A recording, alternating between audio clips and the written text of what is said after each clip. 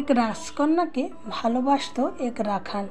তার রাজা একসময় ঠিক করলো তার মেয়েকে বিয়ে দেবে। সে বিয়ে দেওয়ার জন্য তার রাজপুত্র খোঁজার জন্য সে নিজে একটা সিদ্ধান্ত নিল যে তার মেয়েকে মালা পরাতে পারবে চক্ষু বেঁধে তার সঙ্গেই বিয়ে দেবে। তাই পারবে রাখাল তার রাজকন্যাকে জয় করতে। আসসালামু আলাইকুম, নর্মাল কুকে সবাইকে স্বাগতম। আশা করি সবাই ভালো আছেন। আমি আলহামদুলিল্লাহ আপনাদের দোয়ায় ভালোই আছি। তো আজকে একটা সুন্দর একটা রেসিপি নিয়ে আসলাম, এক টুকরা মাংস দিয়ে সুন্দর একটা রেসিপি, কাবাব রেসিপি।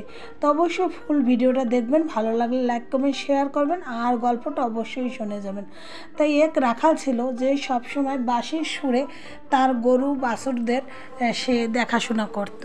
যখনই দূরে চলে যেত তখনই সে বাঁশির সুর দিলে সবাই আবার কাছে চলে আসতো। এভাবে রাখালের দিন এক এক দিন করে চলে যায়। একদিন রাখাল রাজপ্রাসাদের কাছেই গরু নিয়ে আসলো। সেদিন আসার পরে সেদিনও সে গরুটা অনেক দূরে চলে গিয়েছিল। গরুগুলো সে বাঁশির সুর দিয়ে তাদেরকে ডাকছিল। আর সেখানে ব্যালকনিতে ছিল রাজকন্যা বসে। রাজকন্যা এত সুন্দর সুর শুনে সে তো পাগল হয়ে গেছে, কি করবে, সে কিভাবে সুরের কাছে পৌঁছাবে সে চিন্তা ভাবনা করতেছে। তারপর সে দাসীকে ডেকে বলল, কে এত সুন্দর বাঁশির সুর বাজায় তাকে আমার কাছে এনে দাও। তারপর সে তার যে দাসী সে চলে গেল তাকে খুঁজতে, কিন্তু গিয়ে আর তাকে খুঁজে পেল না। রাখাল তার গরু নিয়ে অন্য জায়গায় চলে গেল। পরের দিন আবার সে রাখাল ওখানেই গরু নিয়ে আসলো আর সেভাবে বাঁশির সুর দিয়ে সে গাছের নিচে বসে আবারও বাঁশি বাজাচ্ছিল। এমন সময় আবার রাজকন্যা সে দাসীকে ডেকে বলল, তুমি এখন চলে যাও, দেখো সে আবার আসছে। তারপর দাসী চলে গেল তার কাছে, কিন্তু গিয়ে কাউকে দেখে না, কারণ তখন সেই রাখালের বাঁশির সুর বন্ধ হয়ে গেল। এখন কি করবে, সে কিভাবে তাকে খুঁজে পাবে? তারপরে সে বলল, আমি তো কাউকেই খুঁজে পেলাম না, এখন আমি কি করব বলেন। তখন সে বলল, আচ্ছা তোমাকে কিছু করতে হবে না, তুমি চলে যাও। তাই বলে রাজকন্যা রেগে গেল, দাসী ওখান থেকে চলে গেল। তারপরের দিন আবার সেই রাখাল অন্য জায়গায় খুব দূরে গিয়ে বাঁশির সুর বাজাচ্ছিল। আর সেই রাজকন্যাও বাহিরে নেমে তাকে খোঁজা শুরু করে দিল। সেই সুরে সুরে এক সময় তার কাছে পৌঁছে গেল।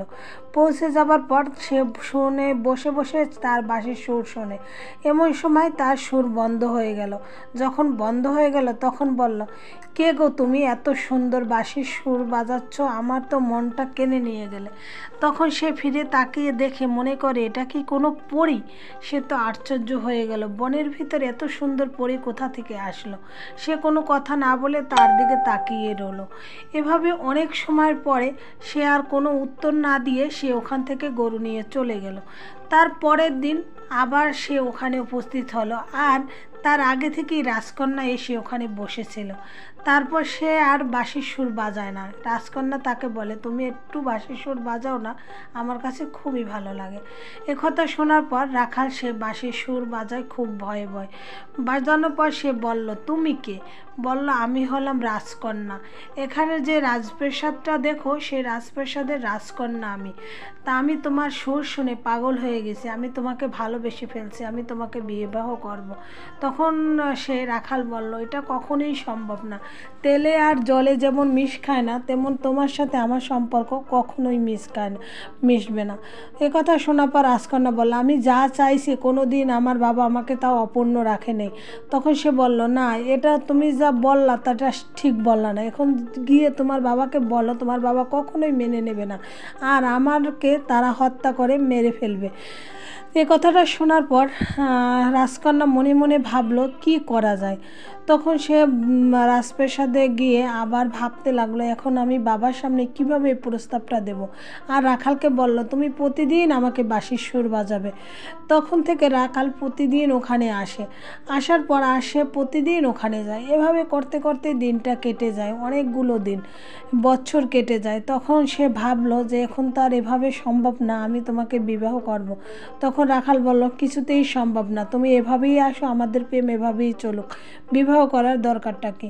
তখন সে বলল, না, আমি তোমাকেই চাই, তোমাকে ছাড়া আমি কাউকে বিয়ে করব না। এর ভিতর রাজপ্রাসাদে রাজা ভাবলো যে তার মেয়ে তো বড় হয়ে গেছে, আর প্রতিদিন তার মেয়ে কোথায় যায়, সে মানিজ্যত বাঁচিয়ে তার মেয়েকে বিবাহ দেওয়ার চিন্তা করলো।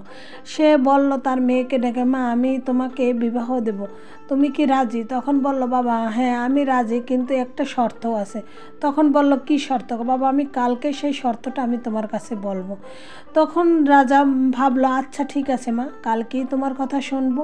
তখন রাজকন্যা ভিতরে গিয়ে অনেকগুলো ভাবতে লাগলো কিভাবে কি করা যায়। তখন ভেবে ভেবে একটা আইডিয়া খুঁজে পেল। সে রাখালের কাছে পরের দিন আবার ছুটে গেল। রাখালকে গিয়ে বলল, শোনো, একটা কথা বলি, আমি আমার বাবাকে একটা শর্ত দিয়েছি, আর তুমি তো আমাকে ভালো করে চেনো, আমার হাঁটা ভঙ্গি, আমার চলা সব কিছুই তুমি চেনো, তা আমি একটা প্রস্তাব রাখবো, তুমি সেখানে তুমি সেভাবেই যাবে, আর তুমি আমাকে জয় করে নিয়ে চলে আসবে। তখন বলল, আচ্ছা, আমি চোখ বুঝেও তোমাকে আমি চিনতে পারি, অতএব তুমি যেখানেই থাকো না কেন, তুমি যে পরীক্ষা দাও সে পরীক্ষায় আমি উত্তীর্ণ হতে পারবো। একথা বলার পরে সে রাজকন্যা চলে গেল, গিয়ে তার বাবাকে বলল, বাবা, আমি বিবাহ করব, কিন্তু যে শর্তটা, আমাকে যে চোখ বিধে চিনতে পারবে, সে গরিব হোক আর যাই হোক, আমি তাকেই বিবাহ করব। তুমি অনেকগুলোকে দাস দাসী আমার পাশে দাঁড় করিয়ে দেবে, আর চোখ বুঝে যে আমাকে মালা পরাবে সেই আমার জীবনসঙ্গী হবে, কারণ আমি ধন দৌলত দেখে আমি কাউকে ভালোবাসবো না, যে আমাকে অন্তর থেকে ভালোবাসবে সেই আমাকে চিনতে পারবে। এ কথাটা বলার পর রাজাও মনে মনে ভাবলো, আসলেই আমার তো সম্পত্তির কোনো অভাব নেই, আর আমার রাজকন্যা ছাড়া আমার এখানে কেউ নেই, এর রাজদরবার একমাত্র রাজকন্যাই সামলাবে, তাহলে সমস্যা কী? সে মাইকিন করে দিল, যে রাজকন্যাকে জয় করতে পারবে চোখ বুঝে সেই তাকে বিবাহ করবে। এই বলে মাইকিন করার পর সে রাজপুত্ররা সবাই চলে আসে, আর রাখালও সেখানে এসে উপস্থিত হয়। রাজকন্যারা রাজপুত্ররা আর কি এক এক করে মালা পরায়, কিন্তু কেউ দাসীকে পরায়, কেউ অন্যকে পরায়, কিন্তু রাজকন্যাকে পায় না। আর রাখাল চোখ বেঁধে একবার গিয়ে রাজকন্যাকে সে মালাটা পরিয়ে দেয়। তখন সবাই হাততালি দেয় যে একজন রাখাল হয়ে সে এখন রাজকন্যাকে বিয়ে করবে। আর সে মনে মনে ভাবে সবাই যে এটা কী করে সম্ভব, আমরা কেউ চিনতে পারলাম না, কিন্তু কিভাবে রাখাল তাকে চিনল। এটা নিয়ে সবাই এক এক করে প্রশ্ন ছুড়ে দেয়, কিন্তু কেউ কোনো উত্তর পায় না। তারপরে তাদেরকে রাজা বিবাহ দিয়ে দেয়। বিবাহ দেবার পর রাজার ভিতরেও সেই একই কথা কাজ করে, কিভাবে রাজকন্যাকে তারা মানে ওই ছেলেটা চিনল। সে মনে ভিতর ভাবে। একদিন এসে বলে, বাবা, একটা কথা বলি, তুমি কিছু মনে করো না। তখন বলল, হ্যাঁ বলেন বাবা, কি বলবেন? তখন সে বলল, রাজা, যে আমার এত রাজপুত্ররা আসলো, কেউ আমার রাজকন্যাকে চিনতে পারলো না, কিন্তু তুমি একজন রাখাল হয়ে কিভাবে আমার রাজকন্যাকে চিনলে এবং মালা পরালে, সেটা একটু আমাকে বলবে, অনুমান করে না অন্য কিছু? তখন হেসে দিল রাখাল। হেসে দিয়ে বলল, বাবা, এখানে একটা কথা আছে। কি কথা বাবা, বলো? তখন বলল, বাবা, আমি আপনার মেয়েকে ভালোবাসি, আর একদিন না, আমরা 6 থেকে 7 মাস বছর হয়ে গেছে আমরা একে অপরকে ভালোবাসি, কিন্তু আপনার সাথে এসে যদি বলতাম যে আমি আপনার মেয়েকে ভালোবাসি, তাহলে আপনি কখনোই মেনে নিতেন না। তার জন্য আপনার মেয়ে আপনার সাথে ছলনার আশ্রয় নিয়েছে। সে ভালো করেই জানতো যে আমি চোখ বুঝে তাকে এক নজর না দেখেও তাকে আমি চিনতে পারবো, যার জন্য সে এই ছলনাটা আশ্রয় নিয়েছে। তা আপনি আমাকে ক্ষমা করে দেবেন, আর আপনার মেয়েকে আমি সুখে রাখবো, যার কোনো সুখের সীমা থাকবে না। তখন রাজা হেসে দিয়ে মেয়েটি কার বুঝতে হবে না, মেয়েটি আমার, তাই তো তার বুদ্ধিটাও এমন। তাই তোমরা সুখে থাকো, দোয়া করি ভালো থাকো, আমার কোনো আপত্তি নেই। ও যদি আমাকে বলতো আমি এমনিই মেনে নিতাম। মেয়ে সুখী, বাবার সুখ। সবাই ভালো থাকেন, সুস্থ থাকেন। আল্লাহ হাফিজ। আসসালামু আলাইকুম।